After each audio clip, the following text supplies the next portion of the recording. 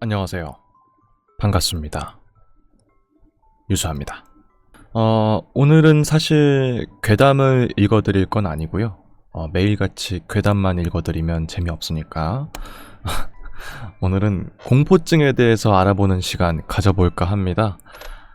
세상에는 정말 많은 공포증이 있을 겁니다. 위키피디아에 공포증을 검색했을 때 나오는 목록을 차근차근 읽어드릴 계획입니다. 다만 이 번역기를 돌린 상태이기 때문에 매끄럽지 않은 문장이 상당히 많을 것입니다. 오역도 많이 있을 것으로 예상이 되고요. 제가 적절하게 의역을 하면서 읽어드리는 그런 시간 가져보도록 하겠습니다. 우선은 공포증의 정의에 대해서 먼저 알면 좋겠죠.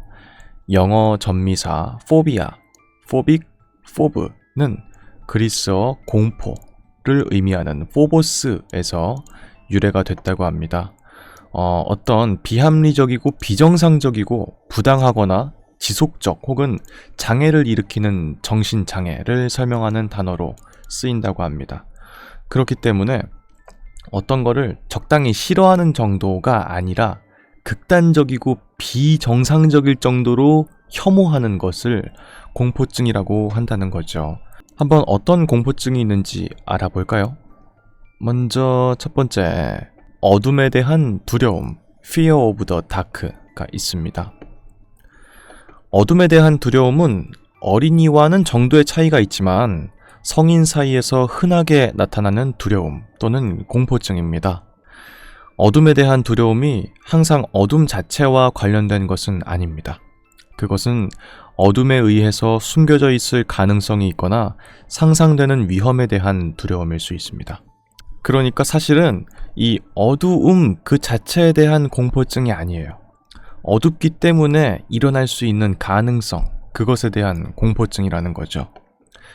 잠에서 깨거나 혹은 자고 있을 때 이런 것들은 일부 사람들에게 수면마비를 목격하는 것과 얽힐 수가 있습니다. 그러니까 가위에 눌리는 거가 이 어둠 공포증과 연관이 있을 수 있다는 거죠. 사실 어둠에 대한 어느 정도의 두려움은 자연스러운 현상입니다.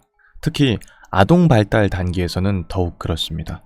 근데 대부분의 관찰자들은 어둠에 대한 두려움이 2세 이전에는 거의 나타나지 않는다고 보고합니다.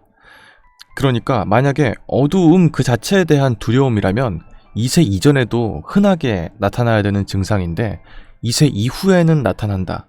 즉, 이 대상이 점점 성인이 돼가면서 사건에 대해서 인과관계를 인지하고 그렇게 되는 나이가 되면서 점점 어두움 속에서 일어날 수 있는 가능성, 그거에 대한 두려움을 느낀다는 것이죠.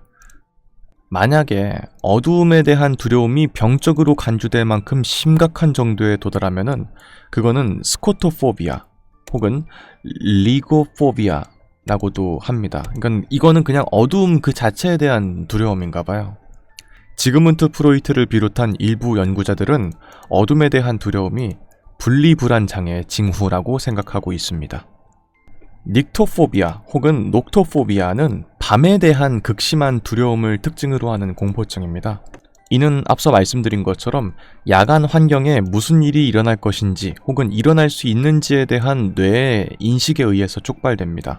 일반적으로 인간의 본질은 야행성이 아니고 이제 주행성이기 때문에 일반적으로 낮보다 밤에 조금 더 조심하거나 경계를 합니다. 왜냐면은 어둡기 때문에 환경이 아무리 같다고 해도 시야가 보이는 게 달라지잖아요.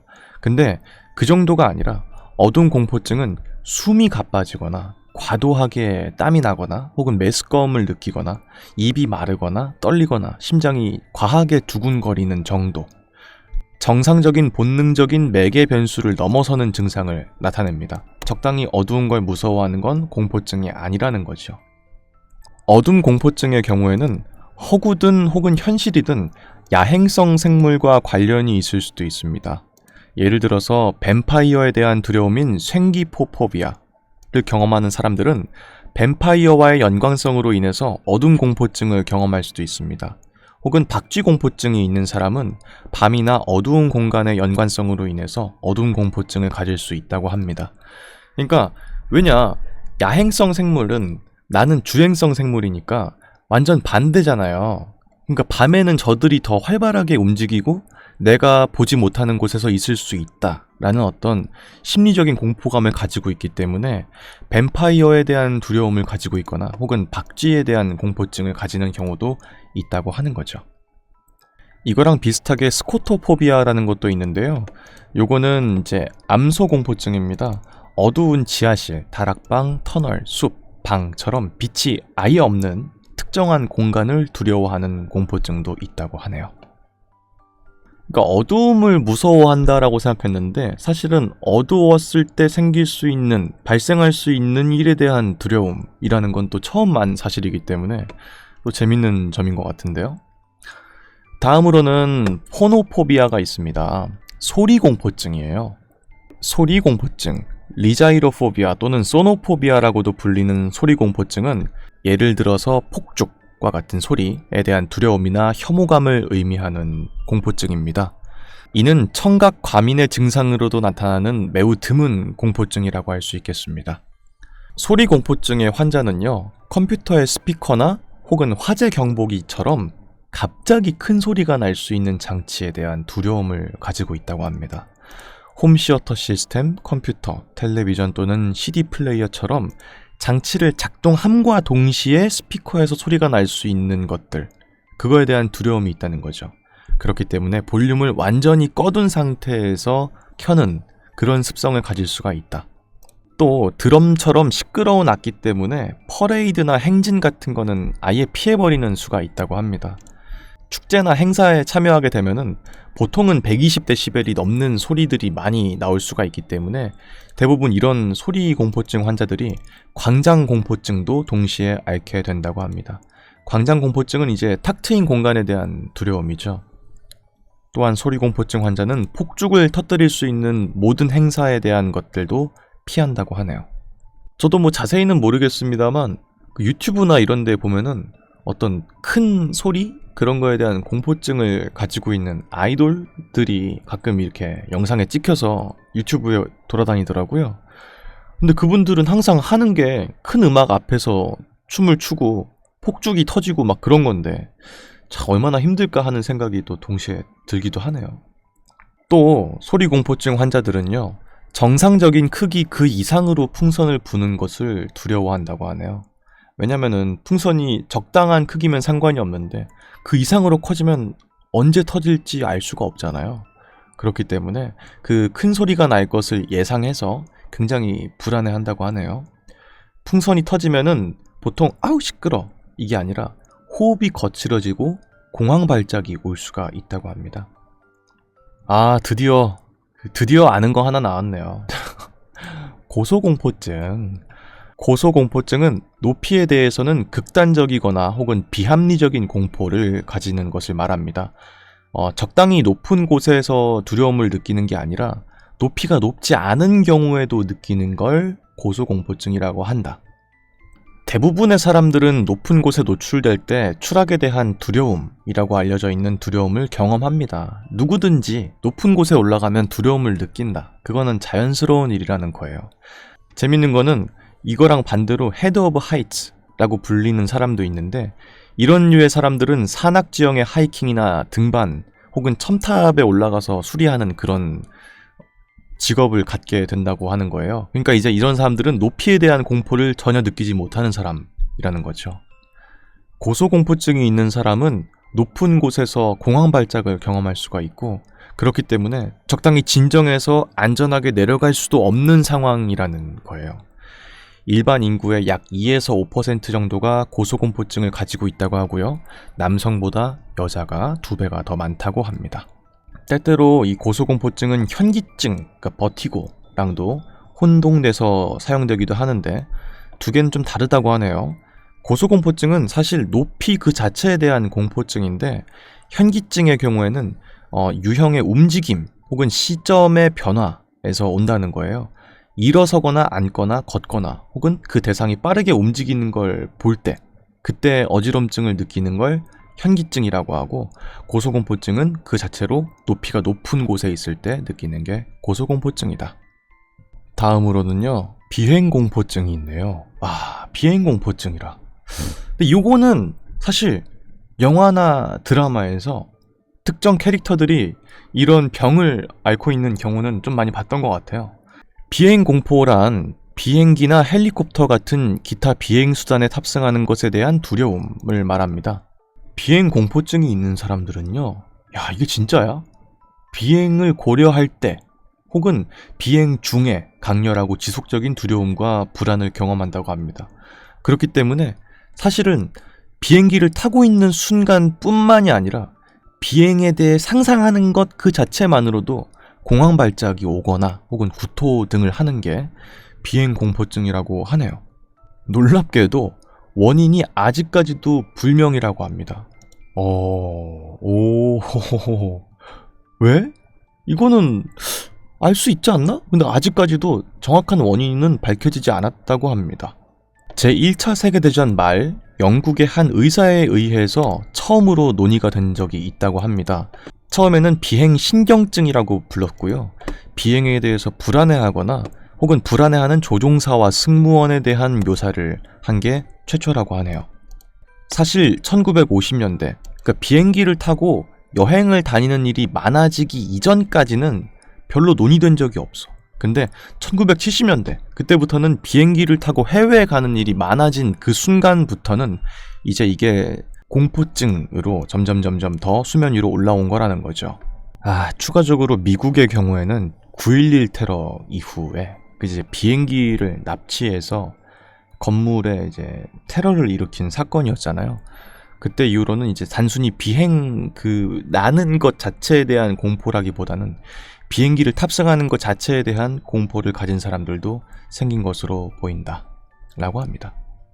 다음은 광장공포증입니다. 광장공포증은요, 자신의 환경이 안전하지 않고 혹은 벗어날 수 있는 방법이 없다고 인식되는 상황에서 나타나는 불안 증상을 말합니다. 보통은 대중교통, 쇼핑센터, 혹은 사람이 많은 곳, 혹은 줄을 서는 것, 혹은 단순히 집 밖에 혼자 있는 경우도 포함될 수 있습니다. 그럼 일상생활이 아예 불가하다는 뜻인데? 그럼 밖에서 행동하는 모든 것들이 다 어렵다는 뜻이잖아요. 그들은 이런 상황에 놓이게 되면 공황 발작을 일으킬 수 있습니다. 심한 경우는 집 밖으로 나가지 못하는 상태가 되기도 한다고 합니다.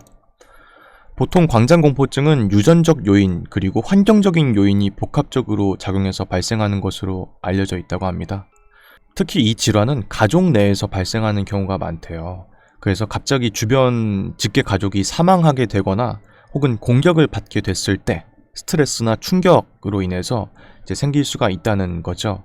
그러니까 통제할 수 없는 사건이 발생했을 때, 그러니까 내가 뭐 부모님이 죽거나 형제가 죽거나 그런 건 내가 어떻게 내 의지로 할 수 있는 일이 아니잖아. 그런 거에 대한 일이 발생했을 때, 혹은 밖에서 다치거나 뭐 차에 치이거나 그런 어떤 내 힘으로 조절할 수 없는 상황 때문에 내가 외상적인 어떤 데미지를 입었을 때 광장공포증이 발생한다는 것이죠. 이건 참 근데 좀 신기하기도 하네요, 어떻게 보면은. 왜냐면 어떤 특정 공포증의 경우에는 내가 직접 그런 일을 겪은 적이 있거나 혹은 어쨌든 간에 그 공포증과 연관된 어떤 사건 때문에 발생하는 경우가 많은데, 이 광장공포증은 그냥 내 주변에 친하게 지내던 직계 가족이 사망하는 경우에도 생긴다는 점에서 좀 놀랍네요. 왜냐면 되게 좀 뜬금없잖아, 어떻게 보면. 내가 부모님이 돌아가셨다고 해서 집 밖에 나가는 걸 두려워한다는 거는 연관성이 언뜻 보면 없어 보이는데 연관성이 또 있다고 하니까 이건 또 새롭게 알게 된 사실이네요. 다음으로는 길 건너기 공포증입니다. 거리를 건너는 것에 대한 두려움, 즉 드로모포비아, 아자이로포비아라고 한다고 합니다. 자동차에 차량이 있을 수 있는 거리나 차도를 건너는 상황이 생겼을 때 발생하는 공포증이라고 합니다. 일반적으로 이 공포증은 교통사고로 인해서 발생할 수 있다고 합니다. 그렇기 때문에 광장공포증도 동반할 수가 있다고 해요. 그러니까 밖에서 이런 외상적인 데미지를 입은 적이 있는 경우, 내가 옛날에 차에 치인 적이 있다든지, 그러면은 이 공포증이 생길 수 있겠죠. 더불어서 아까 방금 말씀드린 그 광장공포증처럼 이 차가 사고가 나는 건 내 실수로 나는 게 아니잖아. 차가 날 치는 건 차가 잘못이니까. 그런 경우에는 동반해서 이 도로를 건너는 것에 대한 두려움과 광장공포증도 같이 일어날 수 있다는 거죠. 사실 이 드로모포비아라는 것은 사람의 제한된 이동성과 관련된 예상 불안으로도 인식될 수가 있습니다. 그렇기 때문에 예를 들어 자폐증이 있는 사람이나 혹은 시력이 떨어져서 사람이 길을 건너는 동안에 저 차가 오는 속도를 내가 예측하기가 어려워, 혹은 내가 건너는 시간을 계산하기가 어려운 사람들에게도 발생할 수 있다고 하네요.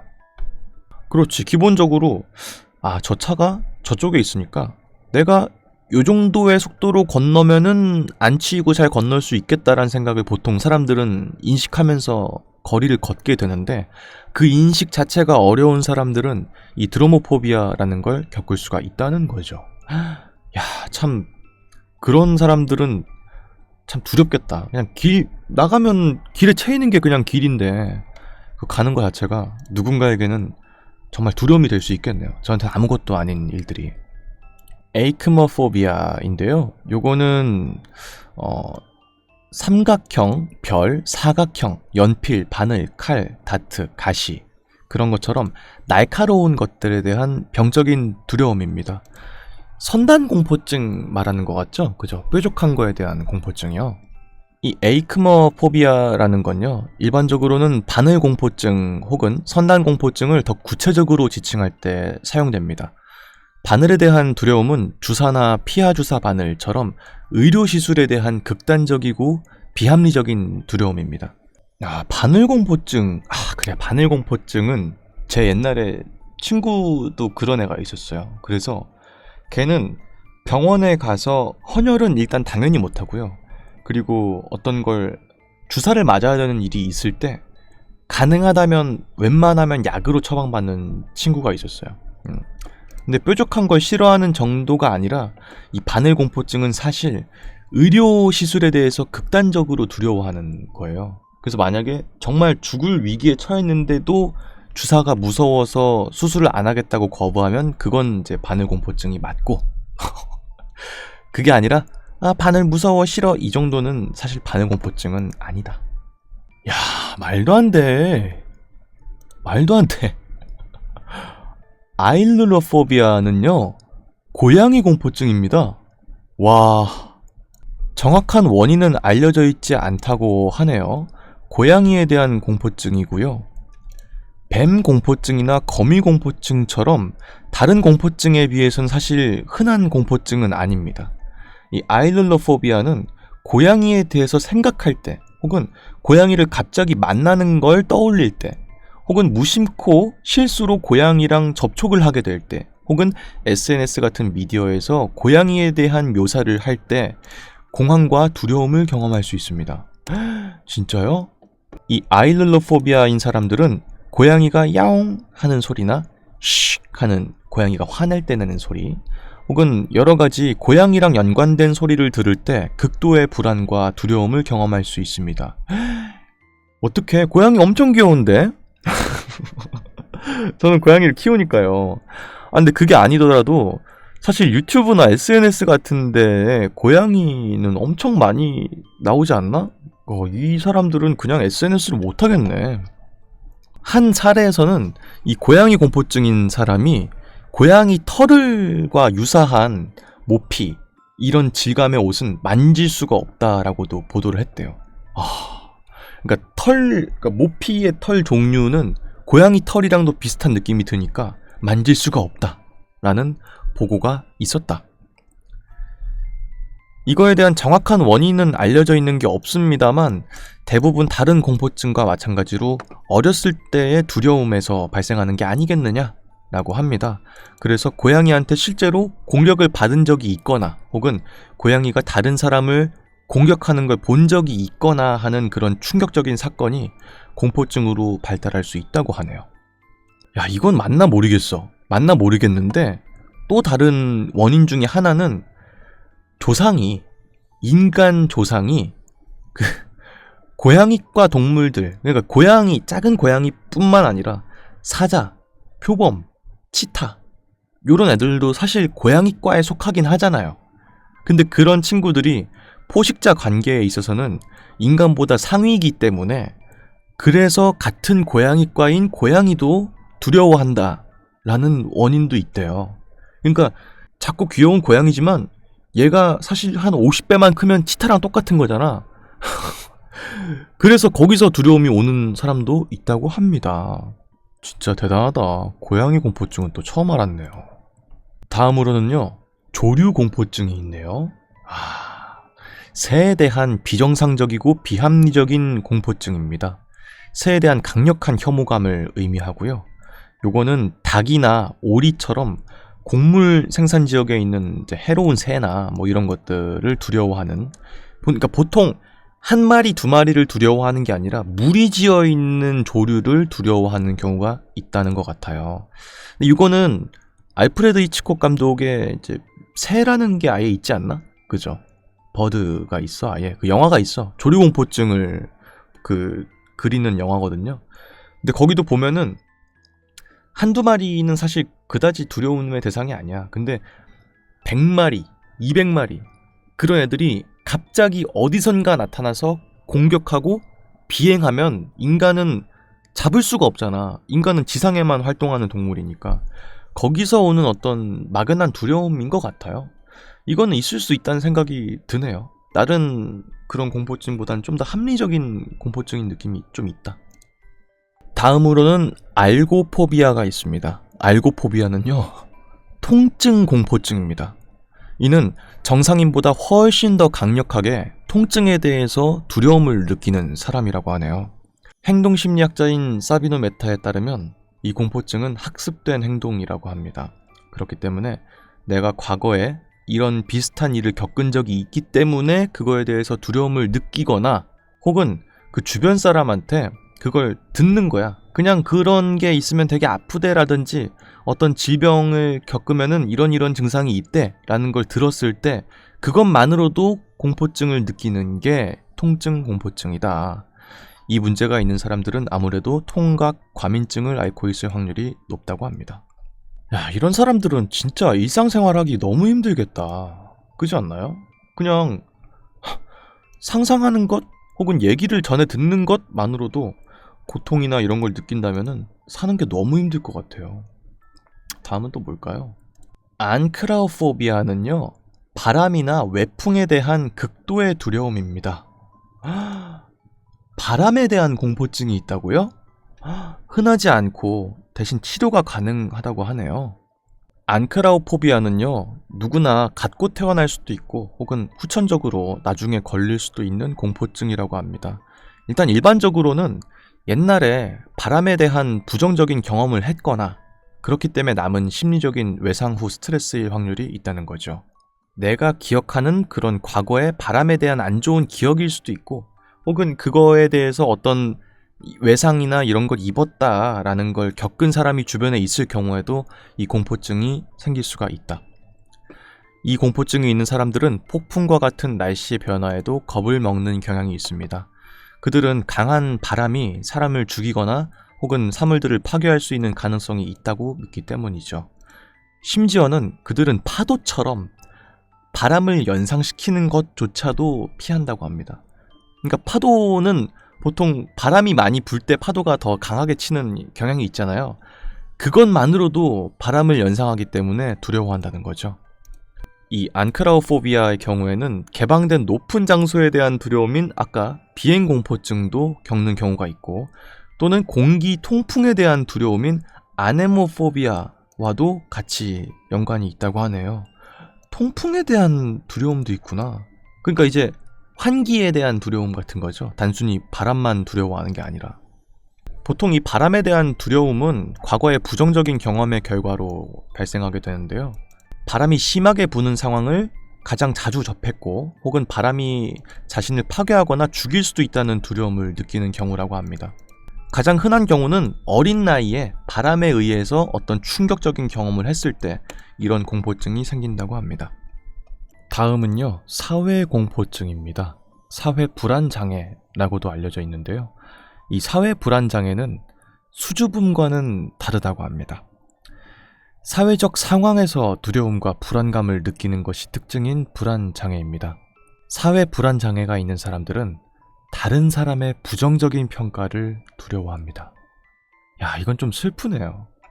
사실은 다른 것들은 신체적인 어떤 위협, 어떤 과거에 있었던 나쁜 기억으로 인해서 생기는 거라면 이거는 그게 타인이 나를 어떻게 생각하는지에 대한 공포인 거잖아요.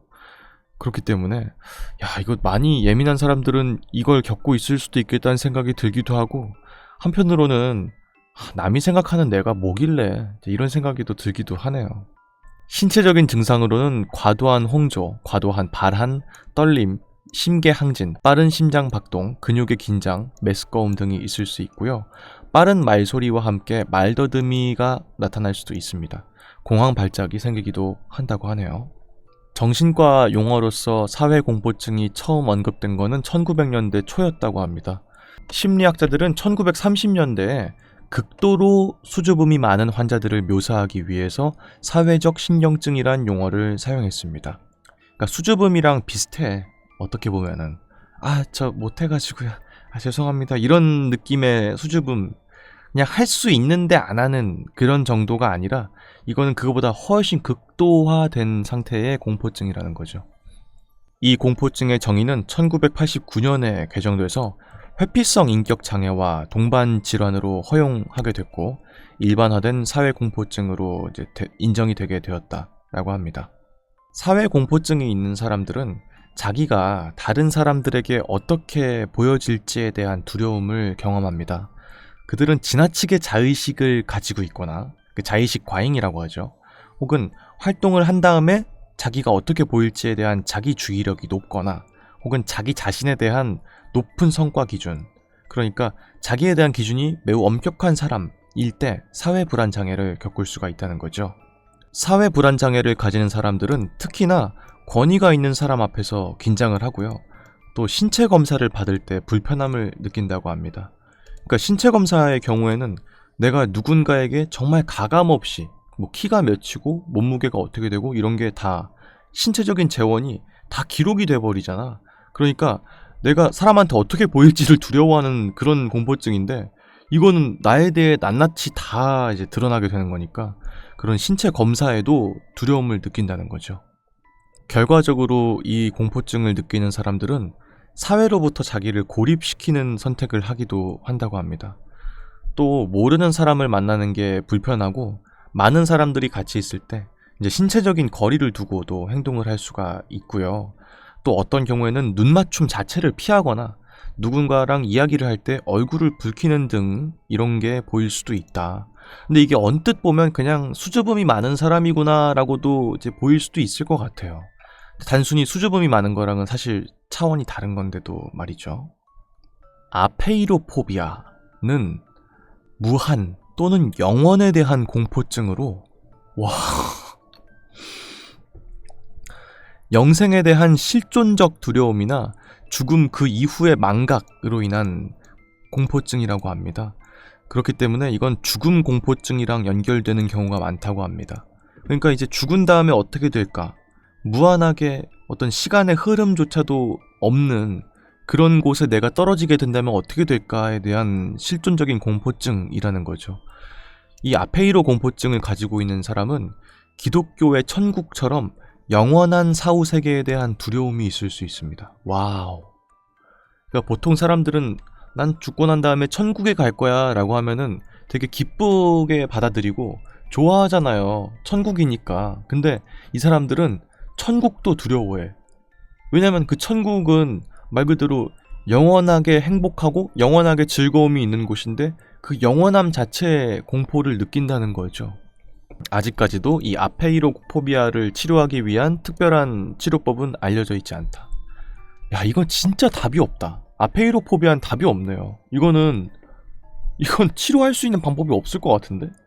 다른 것들은 예를 들어서 어떤 트라우마를 이겨내기 위해서 할 수 있는 어떤 요법 같은 게 있을 것 같은데 이건 다 사후 세계랑 연관된 거다 보니까 그냥 내 상상력은 무한하잖아. 그렇기 때문에 저건 진짜 치료가 너무 힘들 것 같다는 생각이 들기도 합니다. 다음으로 하페포비아인데요. 이건 대인공포증이라고 적혀있긴 한데 사실은 접촉에 대한 두려움이라고 합니다. 내가 누구를 만지거나 혹은 누가 나를 만지는 거, 그거 자체, 촉감으로 인해서 내가 누구를 느끼거나 느껴지게 되는 그 상황 자체를 두려워한다고 하네요. 아피오포비아 혹은 아피포비아 또는 멜리소포비아라고 알려진 꿀벌에 대한 두려움. 벌에 대한 두려움입니다. 곤충에 대한 공포증인 곤충공포증의 한 변형이고요. 주로 벌침에 대한 두려움에서 발생한다고 합니다. 벌은 쏘일 수가 있다. 거기서 오는 공포증이라는 거죠. 근데 약간 다른 게 이 말벌에 대한 공포증도 있고 꿀벌에 대한 공포증도 있나 봐. 두 가지가 혼동될 수도 있는데 어쨌든 간에 벌을 육안으로 보면서 저거는 꿀벌이다 말벌이다 이런 걸 확인하기는 어렵잖아요. 그렇기 때문에 두 가지를 다 가지고 있는 경우가 많다고 하네요. 이 벌에 쏘이는 것에 대한 두려움은 옛날에 벌에 쏘인 적이 있거나 혹은 벌에 쏘였던 사람을 알게 될 때 두려움이 발생할 수 있다고 합니다. 벌에 쏘인 적이 없는 사람이 사실 실제로 벌에 쏘였던 사람보다 더 위험하다고 과장되게 믿는 것에서 이 공포증이 온다는 거죠. 그래서 차라리 벌에 쏘인 다음에는 이 공포증이 완화가 되는 경우가 있다고 합니다. 이건 좀 웃긴데 벌에 대한 두려움이 있는 사람들은 벌에 대해서 잘 알지 못할 가능성이 높고요. 벌이 공격적이거나 혹은 침을 쏠 가능성에 대해서 더 과대평가하는 경우가 많고, 이 공포증인 사람들은 꿀벌에 비해서는 호박벌을 덜 두려워할 가능성이 있습니다. 왜냐? 호박벌은 더 귀엽게 생겼기 때문이고 찌를 가능성이 적기 때문이다. 그러니까 사실은 이 모든 벌에 대한 공포증이라기보다는 벌이 쏠지도 몰라 라는 공포증이고, 호박벌은 확실히 찌를 가능성이 적기 때문에 덜 두려워한다는 거죠. 재밌네요. 차라리 벌에 쏘인 다음에는 이 공포증이 없어질 수도 있다는 점은 좀 웃긴다. 야, 이건 또 뭘까? 아쿠아포비아. 여러분들 많이 예상하셨겠지만 물 공포증입니다. 물에 대한 비합리적인 두려움이고요. 조사한 결과 고요하게 그냥 잔잔한 물 혹은 기상현상, 비가 오거나 이런 것들에 대해서 두려움을 느끼는 거라고 하네요. 모든 국가에서 2.3%의 유병률을 보였다. 인구 중에서 2.3% 정도는 물을 두려워한다는 거죠. 미국에서는 특히 4.3%를 기록했다고 합니다. 미국에서는 미국 성인의 46%가 수영장의 깊은 물을 두려워하고 64%는 깊은 바다를 두려워합니다. 근데 이거는 당연한 거 아니야? 당연히 깊은 물에 대해서는 두려워하죠. 저도 옛날에 극단적으로 무서워했어요. 저희 가족은 항상 제가 어렸을 때 그 계곡에 놀러 갔어요. 산에 있는 계곡이요. 가면은 그 계곡에 있는 물은 되게 녹색처럼 보이잖아. 왜냐면 주변에 나무가 많으니까요. 그래서 밤에 잘 때마다 그 계곡의 어떤 장면을 자꾸 떠올렸던 기억이 나요. 그래서 계곡을 떠올리면서 되게 두려워했었어. 저도 어떻게 보면은 어렸을 때는 이 물 공포증이 있었다고 볼 수도 있겠네요. 물 공포증은 이제 일반적으로 5가지의 원인이 있는데요. 익사에 대한 본능적인 두려움, 개인적으로 무서웠던 사건을 겪었던 적이 있다든지, 혹은 물 공포증이 있는 부모의 과잉 보호, 혹은 물에 적응하는 심리적인 어려움, 또는 물에 대한 신뢰 부족이 있습니다. 전반적으로 물과 이제 친해지지 못하는 환경에 처해 있는 사람들이 이런 공포증을 겪는다는 거죠. 공포증이라는 게 사실 그 현상 자체는 사실 아무것도 아닌데, 그거에 대해서 인식이 좀 부족하거나 혹은 그거에 대한 정보를 덜 알고 있을 때 생긴다는 점에서 막연하게 두려워하는 거는 좋지 않다는 생각이 들기도 해요. 약간 좀 교훈이 얻어지기도 하네요. 아라크노포비아는요, 거미 공포증입니다. 그리스어 아라크네에서 유래가 되었습니다. 거미 공포증이 있는 사람들은요, 거미가 있을 수 있다고 생각되는 곳이나 거미줄처럼 눈에 거미가 있는 것으로 보이는 징후가 있는 모든 곳에서 불안감을 느끼는 경향이 있습니다. 거미 공포증이 있는 사람이 거미를 보면은 공황 발작을 일으키기도 한다고 하네요. 거미나 거미줄 근처에 닿으면 비명을 지르고 울고 감정이 폭발하고 호흡곤란을 겪고 땀을 흘리며 심박수가 증가하는 경험을 합니다. 극단적인 경우에는 실제 거미가 아니라 사진, 장난감, 거미를 되게 리얼하게 그린 그림에서도 극심한 공포를 불러일으킬 수 있습니다. 해리포터에서도 론 위즐리라는 그 해리 친구도 거미공포증을 겪고 있는 걸로 나오죠. 이 거미공포증은 초기 인류의 생존을 도운 본능적인 반응의 과장된 형태일 수 있다. 이게 결국은 우리 인간이 여태까지 우리 신체를 잘 보존해 오면서 유전자를 다음 세대로 이어 넘길 수 있는 건 공포가 있었기 때문이라는 말이 있잖아요. 그러니까 사자를 두려워했기 때문에 사자를 피해 다녔으니까 우리가 사자로부터 안 잡아먹힐 수 있던 것처럼 어떤 죽음을 다가올 수 있게끔 하는 거에서 멀어지는 게 우리 인류한테는 보존에 있어서 도움이 됐다는 거예요.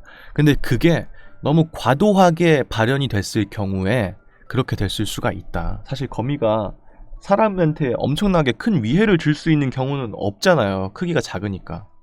그렇기 때문에 과장된 형태일 수도 있고, 혹은 유럽 사회에서는 굉장히 흔하게 보일 수 있는 현상이라고 합니다. 그렇기 때문에 해리포터에서 그 친구가 거미 공포증을 앓고 있었구나. 이 공포증의 진화적인 이유는 아직까지 알려진 게 없습니다. 독거미의 존재가 이 거미에 대한 두려움의 진화로 이어지거나 거미에 대한 두려움을 쉽게 습득하게 만든다. 의학적으로 독이 심각한 독을 가지고 있다든지 혹은 그 털에 의해서 피부 자극을 일으킬 수 있다는 거예요. 그렇지만 아무리 그렇다고 해도 맹독성을 가지고 있는 거미가 있을 수 있다고 해도 비합리적인 두려움이라고 할 수가 있다. 어쨌든 간 단순히 그냥 징그러워서 무섭다 이 정도가 아니라 거미를 실존적으로 그냥 존재 그 자체만으로도 두려움을 느낀다는 점에서는 상당히 재밌고 유럽권에서는 흔한 공포증이라는 것도 놀랍네요. 다음으로는 아스트라포비아, 천둥 공포증입니다. 천둥과 번개에 대한 비정상적인 두려움 또는 특정 공포증입니다. 이는 인간과 동물 모두에게 발생할 수 있고요. 치료가 가능한 공포증이라고 합니다. 동물한테도 있구나. 그건 또 처음 알았네요. 천둥 공포증이 있는 사람은 뇌우가 닥칠 때 자신에게 미치는 위협이 아주 미미할 수 있다는 것을 알고는 있지만 그래도 불안감을 느끼는 거예요. 혹시 나한테 천둥이 떨어지면 어떡하지? 그런 것들이죠. 떨리거나 눈물이 흘리거나 땀을 흘리거나 갑자기 화들짝 놀란다든지 화장실에 갑자기 가고 싶다든지 그런 증상이 난다고 합니다. 이런 천둥 공포증이 있는 사람들은 폭풍을 피할 수 있는 대피소에 들어가는 그런 경향이 있고 혹은 침대 밑이나 이불 및 옷장, 지하실처럼 더 안전하다고 본인이 느낄 수 있는 천둥이 떨어지지 않을 것이라고 예측할 수 있는 곳으로 숨는 경우가 있다고 하고요. 천둥 소리를 억제하려고 노력한다. 그렇기 때문에 귀를 막거나 창문을 커튼을 칠 수 있는 그런 증상이 있다. 야, 이것도 웃긴다. 천둥 공포증이 있는 사람들의 전형적인 징후는요, 일기예보에 대한 관심이 매우 높다는 것입니다. 그들은 비가 오는 동안에 계속해서 좀 병적으로 텔레비전을 통해서 날씨를 보고 있을 확률이 높고 온라인 휴대폰을 통해서도 뇌우를 계속해서 강수 확률 그리고 이제 천둥이 칠 수 있는 확률을 계속해서 본다는 거죠. 이게 이 공포증으로 연결될 수가 있고 아주 극단적인 경우에는 집 밖을 나가는 것 자체를 두려워하는 아까 봤던 광장 공포증으로 이어질 수 있다. 왜냐면은 통제 불가능한 상황이니까요. 번개가 떨어지는 건요. 야, 2007년 과학자들은요. 이 천둥 공포증이 미국에서 세 번째로 흔한 공포증이란 사실을 발견했습니다. 와우, 세 번째로 흔하다고? 야, 신기하네 또. 모든 연령층에서 발생할 수 있고 특히 이제 어린이들한테 발생하긴 하는데 성장하면서 많은 두려움을 겪게 되기 때문에 사실은 이거를 어려서 천둥을 적당히 무서워하는 걸로 천둥 공포증으로 인식해서는 안 된다. 이 천둥과 번개에 대한 두려움이 6개월 이상 지속되는 경우에는 천둥 공포증으로 인식이 된다고 합니다. 다음, 퍼펙셔니즘, 완벽주의입니다. 심리학에서 완벽주의는 완벽함과 완벽함을 추구하는 사람들을 특징으로 하는 성격의 특성이라고 합니다. 이제 성격에서의 완벽주의랑은 조금 다르게 부적응적 완벽주의가 있나 봐요. 이거는 인간이라면 달성할 수 없는 이상이나 비현실적인 목표를 달성하는 데 관심을 갖는데요. 근데 이제 달성할 수 없는 목표이기 때문에 우울증이나 불안 증세, ADHD 같은 것들이 동반된다고 하는 거죠. 낮은 자존감과 같은 다양한 형태의 적응 문제로 이어지게 됩니다. 완벽주의자는 달성할 수 없는 목표를 향해서 강박적으로 끊임없이 노력합니다. 완벽주의자는 필연적으로 실망을 안겨줄 비현실적인 목표를 달성하기 위해서 스스로를 압박합니다. 자신의 기대를 충족하지 못하는 일에 대해서 가혹하게 비판하는 경향이 있습니다. 사실 그래도 다른 공포증들이랑 다르게 긍정적인 면도 있다는 점에서는 좀 긍정적이네요, 그나마.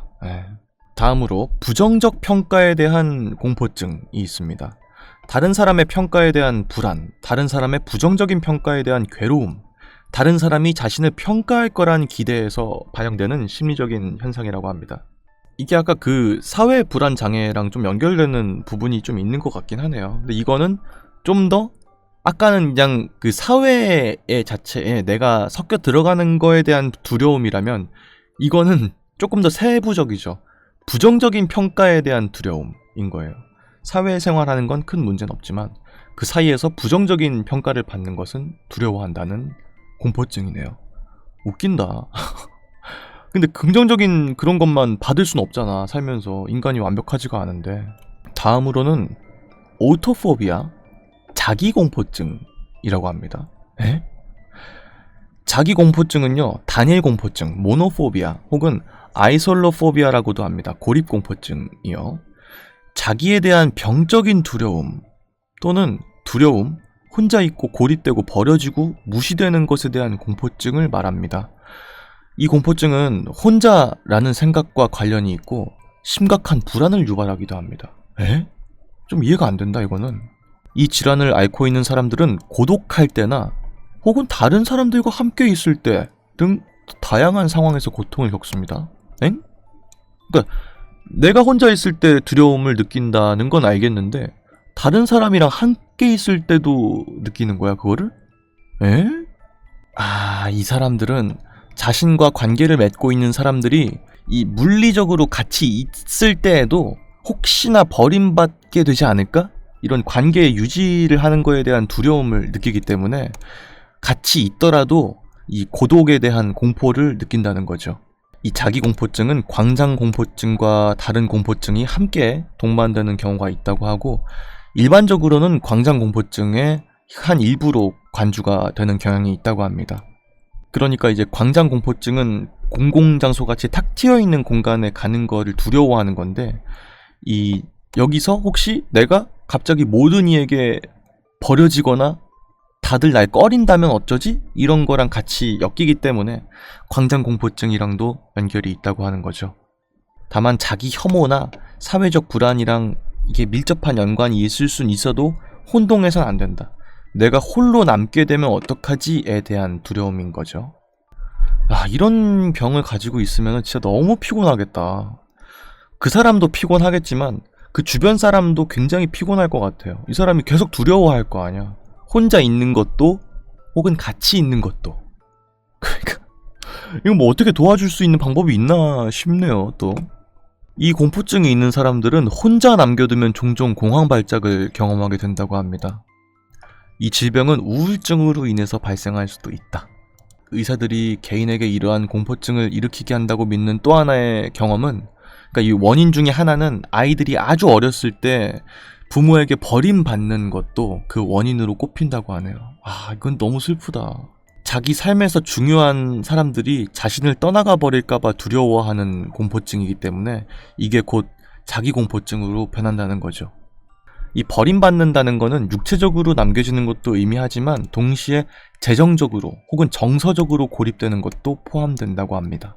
또한 이 공포증은 어린 나이에 발생하는 경우가 많지만 나중에 후천적으로도 발생하는 경우가 있다. 내 인생에서 중요한 사람이거나 혹은 사랑하는 사람이 죽거나 중요한 관계가 이제 끝나버리게 되거나 할 때 이런 공포증이 일어나기도 합니다. 이 자기 공포증은 그렇기 때문에 단일 공포증, 고립 공포증, 에레모포비아랑 비슷한 이제 연관은 있으나 정의가 약간은 다르다. 이 자기 공포증은 고독이나 자기에 대한 병적인 두려움을 갖는 게 그거고, 다른 공포증들 있잖아요. 고립 공포증 이런 거는 단순히 그냥 물리적으로 혼자 남게 되는 거에 대한 공포증이라는 거죠. 유사하긴 하지만 세밀하게 들어가면 약간 다르다. 이거 좀 그렇다. 자기 공포증은 사람마다 다른 영향을 미치기 때문에 치료할 수 있는 특별한 치료법이 없대요.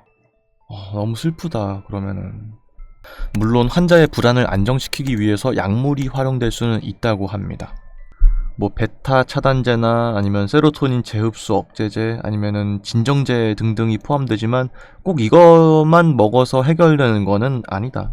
이 장애가 있는 거를 스스로가 모르는 게 꽤나 흔한 일이라고 합니다. 도움을 요청하거나 병원에 가거나 그런 일이 거의 드물고 스스로가 이제 알코올 중독이 되거나 혹은 약물 등을 이용해서 스스로가 자가치료를 하는 경우가 있다고 합니다. 근데 그렇게 하면은 아무래도 좋은 선순환이 되진 않겠죠. 술을 먹어서 해결되진 않으니까요.